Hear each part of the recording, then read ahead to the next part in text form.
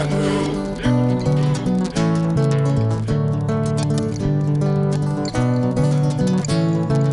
coups de fusil et des manuels.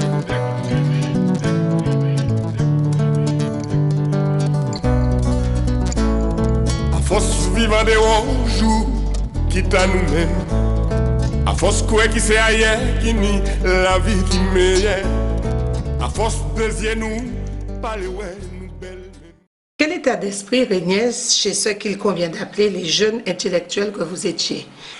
Je crois que nous, Martiniquais, nous avons une personnalité qui n'est pas absolument une personnalité française, qui n'est pas non plus la personnalité africaine, une personnalité qui est une personnalité propre, une personnalité martiniquaise.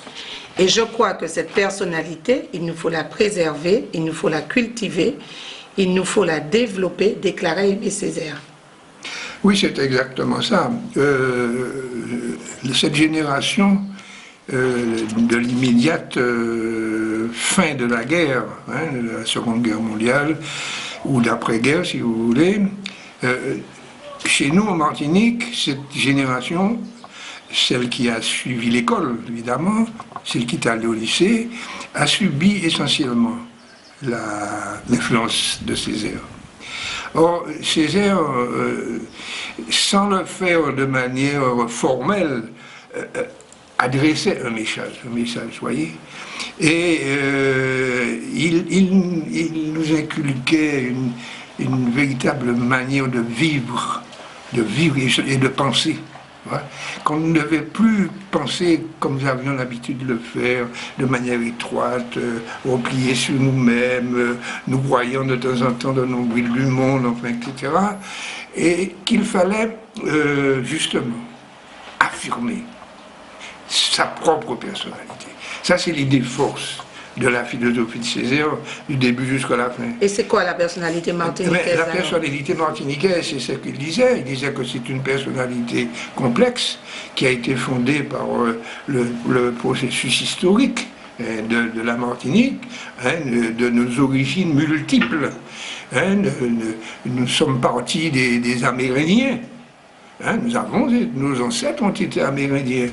Ensuite, il y a eu l'arrivée presque concomitante des colons français et des Noirs d'Afrique. Et puis après, au cours de toutes les péripéties de l'histoire, nous avons reçu des Asiatiques, des Hindous, des Chinois, à nouveau ce qu'on appelait les Congos d'Afrique. Notre peuple s'est formé de tout ce monde-là qui s'est mélangé et qui a formé une communauté originale qui a sa culture propre, qui a son identité par conséquent, et que quand il disait qu'il fallait être nous-mêmes, c'est parce qu'il voyait que nous n'étions pas nous-mêmes, que nous étions des victimes de l'aliénation coloniale, et qu'il fallait lutter nous-mêmes contre cela, c'est-à-dire nous affirmer ce que nous sommes vraiment, quoi, des Martiniquais. Et moi, personnellement, vous m'avez accroché là ce matin et avec votre collègue là pour me demander si j'étais martiniquais ou autre chose. Oui, puisque vous êtes né à Nice. Oui, bon, c'est Césaire qui m'a donné,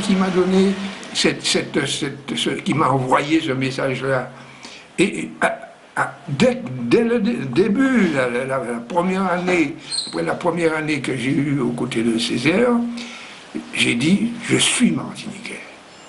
Et martiniquais, comme il l'a très bien défini, à travers la diversité des origines, et qu'il fallait ne pas étouffer cela, qu'il ne fallait pas le laisser de côté, au contraire, qu'il fallait le développer, le promouvoir, l'affirmer. C'est son message. Je crois que c'est le message primordial de Césaire. Et c'est celui que beaucoup de Martiniquais peuvent accepter sans considération idéologique ou politique ou autre, quoi. C'est un message qui s'adresse à un peuple, quoi. Oui. Et aujourd'hui, quand on dit aux jeunes Martiniquais, vous ne vivez plus comme des Martiniquais, qu'est-ce qu'ils ont perdu alors?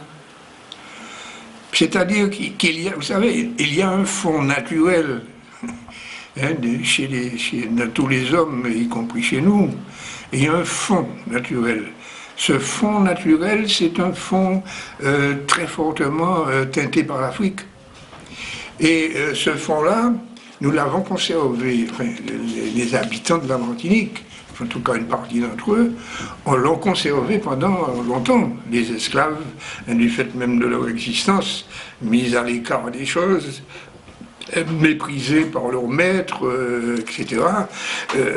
Les esclaves ont continué à vivre sous l'esclavage avec beaucoup je dirais, de personnalité originelle, c'est-à-dire africaine, hein, vivant quotidiennement comme il l'était. Hein, et c'est au contact de l'Européen qu'il a changé. Hein, qu'il a changé son mode de vie, qu'il a non plus essayé d'imiter ses ancêtres, de continuer à imiter ses ancêtres, mais il a essayé d'imiter celui qui représentait l'homme libre, voyez, comme modèle. D'accord. Alors ça donne ce que Fanon a appelé peau noire, masque blanc. Hein, c'est ce que ça donne, hein, en fin de compte. On a pris des habitudes qui nous sont importées d'Europe du fait justement de la présence du maître esclavagiste. Ben, qu'est-ce que vous voulez? L'histoire nous a fait comme ça, on ne peut pas changer, on ne peut pas faire marche en arrière. Hein. Et il faut s'assumer, c'est-à-dire accepter que nous sommes comme ça. Hein, nos ancêtres ont été pendant 2 siècles des esclaves, c'est pas de notre faute. C'est pas nous qui avons décidé ça. Et il n'y a pas de honte à cela. C'est pas une tare, c'est pas un crime. Hein, c'est une réalité socio-économique, hein, humaine, qui fait que ça a été comme ça. Nous le prenons, mais nous ne l'acceptons plus.